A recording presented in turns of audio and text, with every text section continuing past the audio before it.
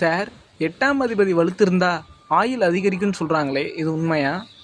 வணக்கம். பொதுவாக 8ஆம் அதிபதி பலமாக இருந்தால் அவங்களுக்கு ஆயுள் பலம் அதிகரிக்குங்கிறது நிறைய பேர் நினச்சிக்கிட்டு இருக்காங்க. அது தவறான கருத்து. ஜாதகத்தில் 8ஆம் அதிபதி மட்டும் வலுத்திருந்தா பத்தாது, லக்னாதிபதியும் வலுத்திருக்கணும்.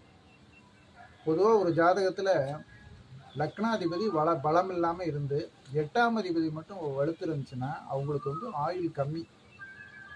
அதே மாதிரி பார்த்தீங்கன்னா 8ஆம் அதிபதி பலகீனமாக இருந்து லக்னாதிபதி பலமாக இருந்தால் அவங்களுக்கு ஓரளவுக்கு ஆயுள் அதிகரிக்கும்.